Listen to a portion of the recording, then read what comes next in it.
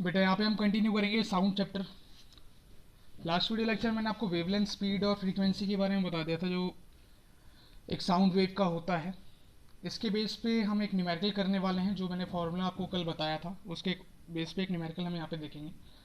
Page number 166 पे आ जाइए, 166 पे। एग्जाम्पल नंबर 12.1 है आपका।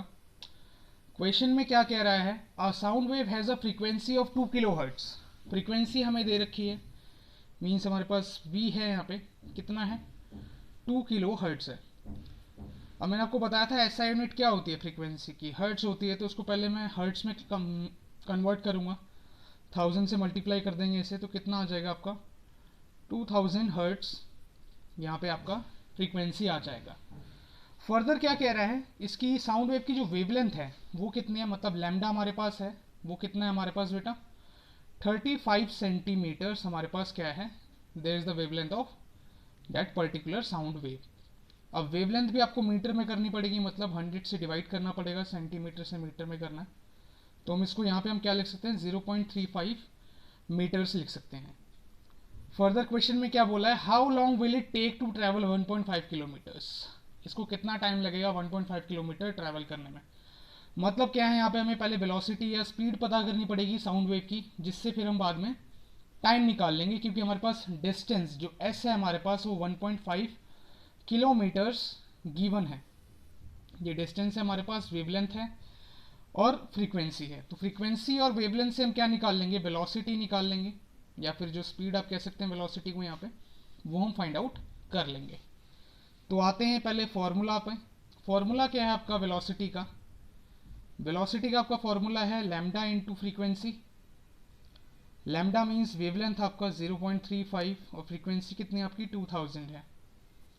तो 35 टू ज़ा 70 होता है, 3 जीरो और हैं यहाँ पे, तो 3 जीरो और लगा दिया। अब 2 के बाद डेसिमल है तो कितना आ गया 700 मीटर पर सेकेंड आपका क्या आ गया, वेलोसिटी आ गया। मीन्स जो आपकी स्पीड है वो आकी यहाँ पे आपके पास 700 मीटर पर सेकेंड। अब एक और चीज़ है, यहाँ पे आप इसको डिस्टेंस को कन्वर्ट कर सकते हैं मीटर में, किलोमीटर्स है तो मीटर में कन्वर्ट किया जा सकता है। कैसे करेंगे, 1000 से मल्टीप्लाई कर देंगे तो आपका आंसर कितना आ जाएगा 1500 मीटर्स आपका क्या आ जाएगा, डिस्टेंस आ जाएगा। हाँ जी 1500 मीटर्स आ जाएगा। अब यहाँ पे आपका एस का फॉर्मूला होता है v multiplied by T, means velocity into time displacement, या फिर distance is equal to speed into time.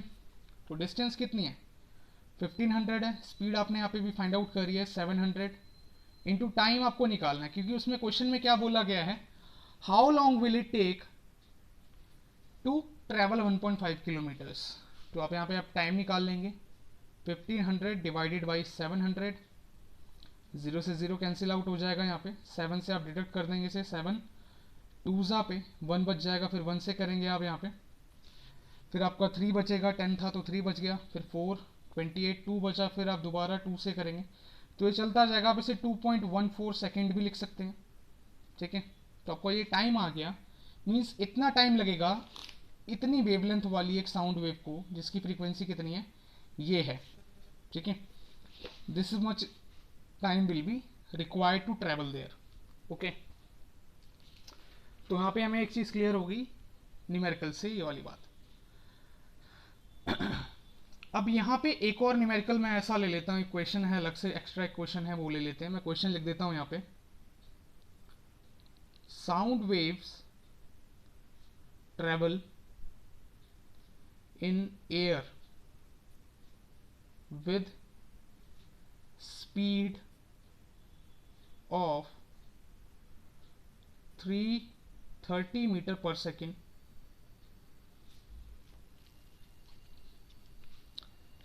calculate the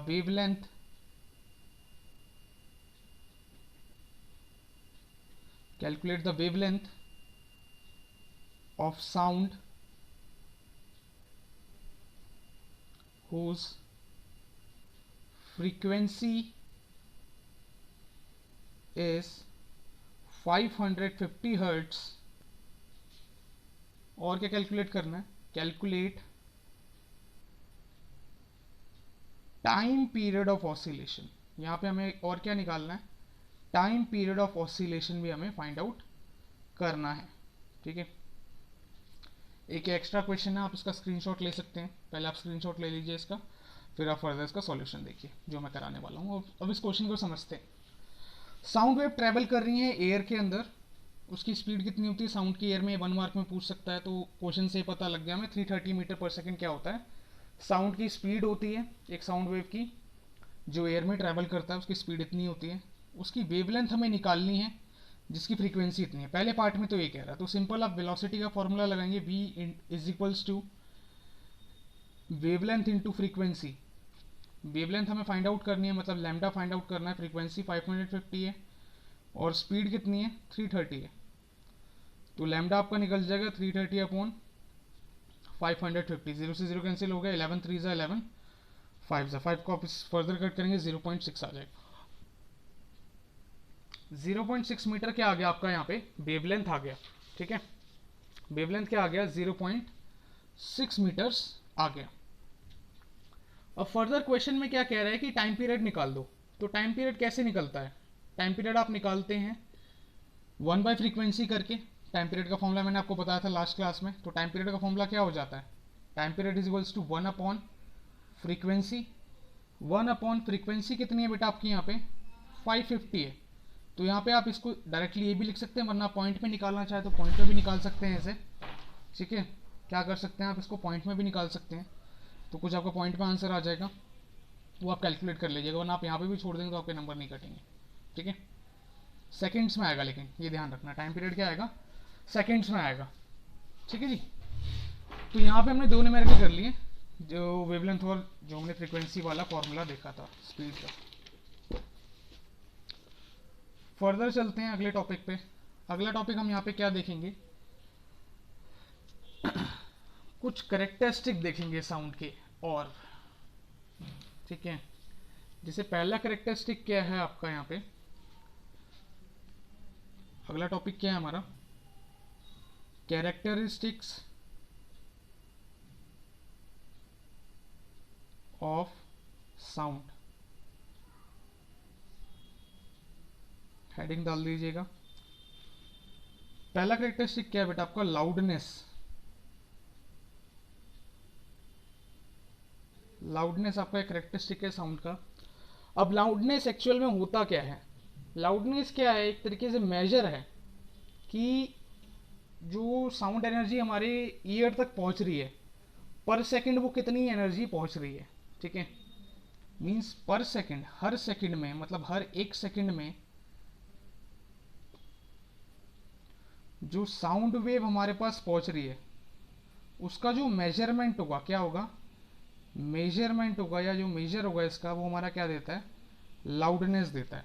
ठीक है, वो हमें क्या मिलता है, उससे लाउडनेस मिलता है। अगर ज़्यादा साउंड एनर्जी हमारे यहाँ पे, जो साउंड वेव है वो ज़्यादा पहुँच रही है हमारे ईयर पे, तो वहाँ पे क्या होगा, साउंड हम कहेंगे कि लाउडर है।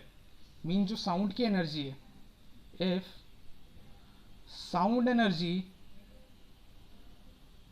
Reaching our ears is greater, ज़्यादा है, then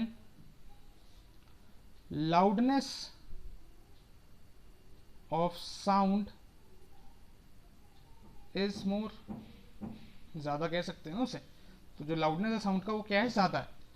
अगर साउंड की जो साउंड एनर्जी है हमारी ईयर पे जो रीच कर रही है वो अगर कम है, लेस है, तो साउंड एनर्जी या जो लाउडनेस है हमारा वो क्या हो जाएगा, लेस हो जाएगा।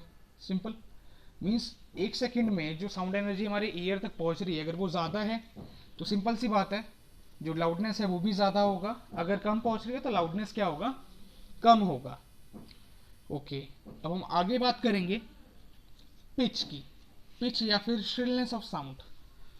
सेकेंड कैरेक्टरिस्टिक क्या है हमारा, पिच और shrillness of sound, pitch of sound या फिर श्रिलनेस ऑफ साउंड। अब पिच क्या है, इसमें हम ये क्या है कह सकते हैं, जैसे हम यहाँ पे डिस्टिंग्विश कर सकते हैं, जैसे किसी की अगर हाई पिच है तो उसकी फ्रीक्वेंसी भी क्या होगी, ज़्यादा होगी। ठीक है, मीन्स अगर किसी साउंड वेव की फ्रीक्वेंसी ज़्यादा है, इसका मतलब क्या है, उसका जो पिच है साउंड का वो क्या है, काफ़ी ज़्यादा है। जो उस पर वेव्स बन रही है ना, वो क्या बन रही है, ज़्यादा बन रही है। जैसे मैं तुम्हें एग्जांपल दूं यहाँ पे वेव बना के, तो हाई पिच वाला बना लेते हैं यहाँ पे, और यहाँ पे लो पिच वाला बना लेते हैं साउंड वेव। ठीक है, तो इससे आपको अंदाज़ा हो जाएगा कि हाई पिच और लो पिच है क्या एक्चुअल में। तो साउंड वेव मैं बना रहा हूँ दोनों की।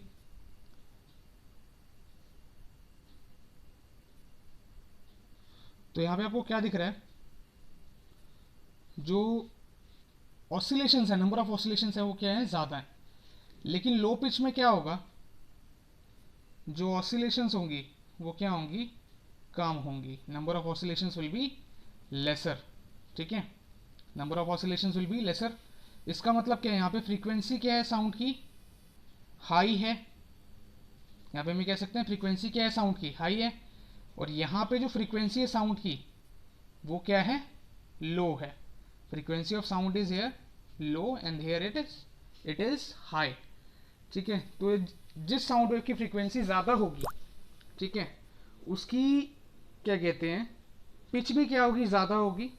और जिसकी साउंड वेव की फ्रीक्वेंसी लो होगी उसकी पिच क्या होगी, लेस होगी, लो होगी। अब एक कंपैरिजन बोला जाता है कि भाई एक एडल्ट मैन है, एक वुमेन है और एक चाइल्ड है, तो किसकी फ्रीक्वेंसी सबसे ज़्यादा होगी, या हम ये कह सकते हैं किसकी पिच सबसे ज़्यादा होगी। तो अगर मैं इसको डिक्रीजिंग ऑर्डर में लगाऊं